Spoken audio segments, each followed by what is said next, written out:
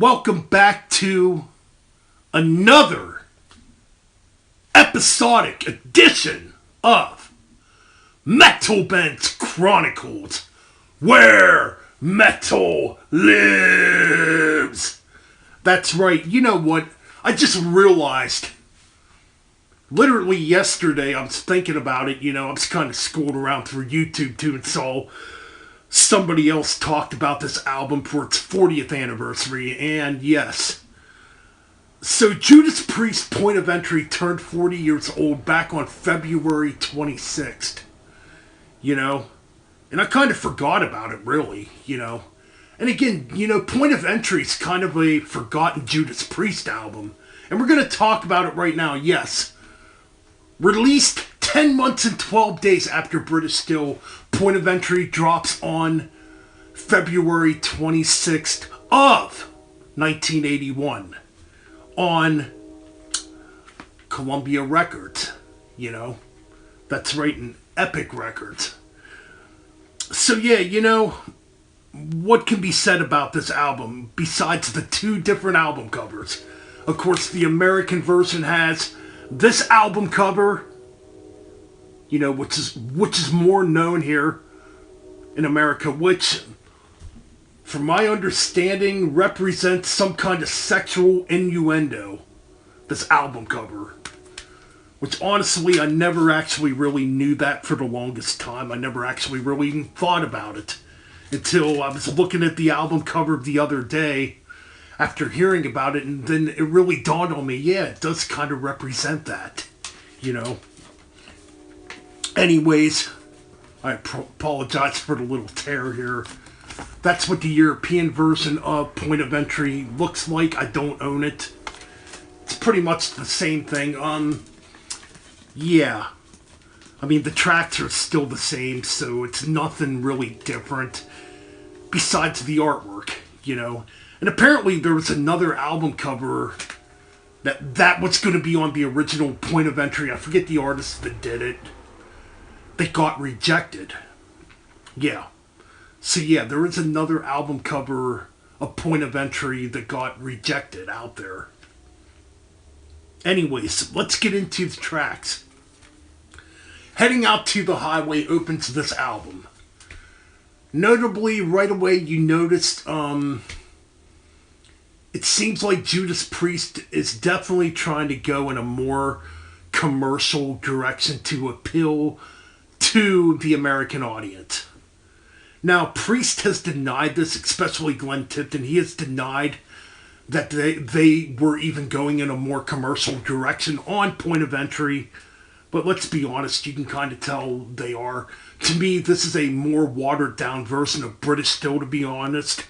To be honest with you, that's just the appeal I get, When I listen to Point of Entry, it's a watered-down British Steel, basically.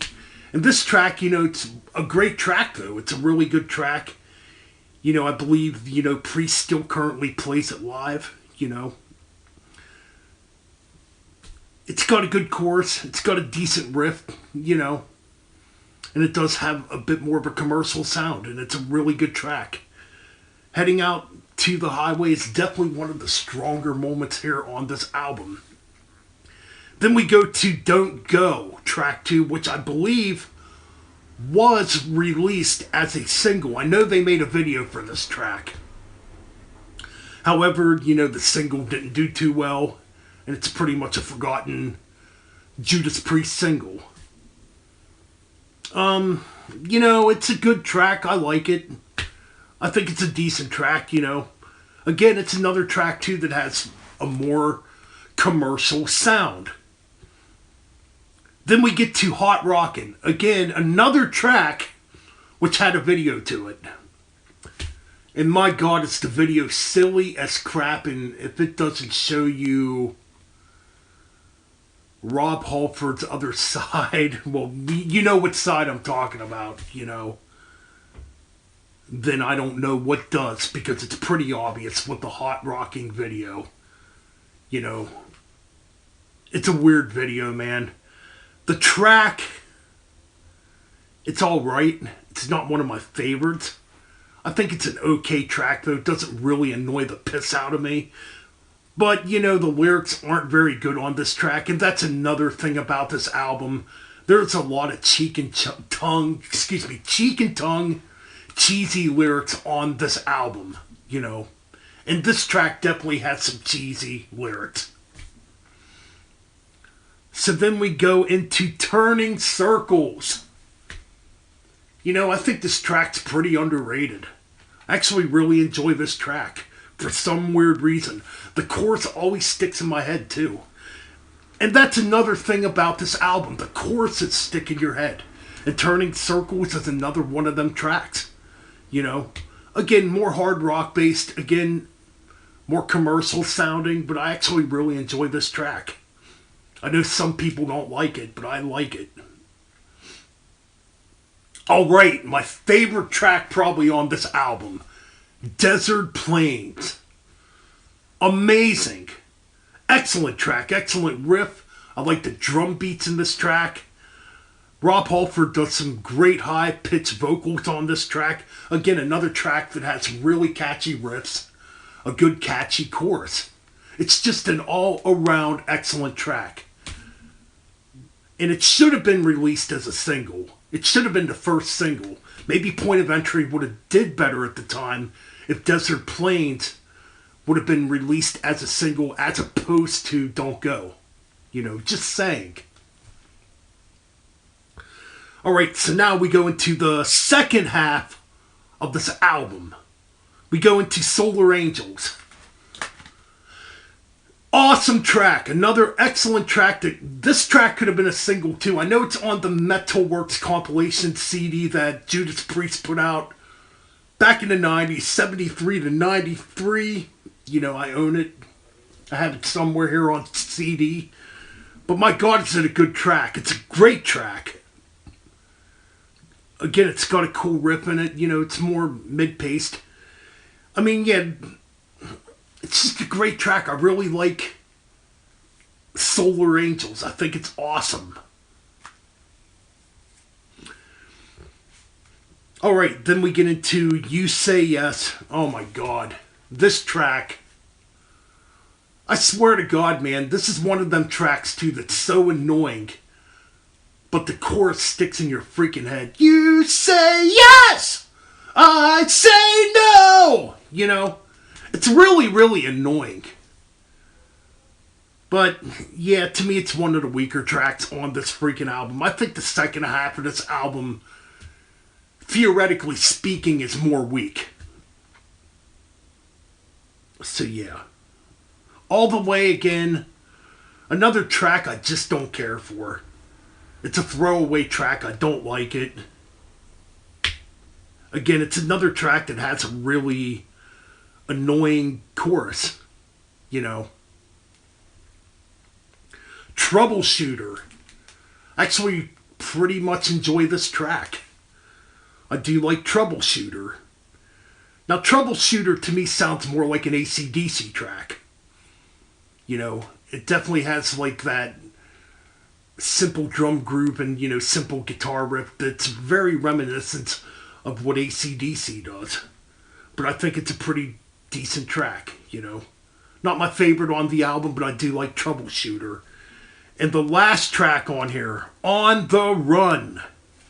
Excellent way to end out the album, even though I think the beginning riff is a bit goofy. But overall, it's a pretty decent track. It's not bad at all. I really enjoy it. Now, yeah, this album, it's sandwiched in between two big albums, obviously, British Steel and Screaming for Vengeance. Point of Entry tends to be forgotten about, A lot of people don't like it. Some people would rank it as the worst Judas Priest album, at least one of the worst Judas Priest albums. Now, there's people out there that actually really enjoy this album, too, and think it's very underrated. Me, I'm kind of in the middle. I like it. I don't hate it. But I do think there's a couple very stinker tracks on this freaking album. Lineup-wise, you got Rob Halford on vocals, obviously, KK Downing on guitars, Glenn Tipton on guitars, you got Ian Hill on bass, and you got Dave Holland on drums, produced by Tom Allman, you know. What can I say? I mean, I still believe that Dave Holland was the weakest drummer of Judas Priest, but you know what? He fits on this material because the material on here is not complex. It's definitely more stripped down, more mainstream sounding. There's not fast tracks on here at all. You're not going to hear tracks like Exciter or Rapid Fire on here, or Let Us Pray, Call for the Priest. You're not going to hear rapid fire speed metal tracks like that on Point of Entry. It's just a stripped down version of British. Still, at the end of the day, I honestly would give this album a 7 out of 10. 7 out of 10 for British Steel, I think, or for Point of Entry, excuse me. I think initially when I did my ranking, I gave it like a 6.5 out of 10. I can't remember right now. But you know what? Yeah, definitely give the album a spin. You might not like it at first, but after a while it does kind of grow on you. And you find goodness within this album. And it is a lost Judas Priest album when it comes to their 80s material. Definitely give it a chance. And that's it for my album review of Point of Entry to celebrate 40 years. Like, subscribe, all that fun stuff, and stay tuned for more here on Metalben's Chronicles.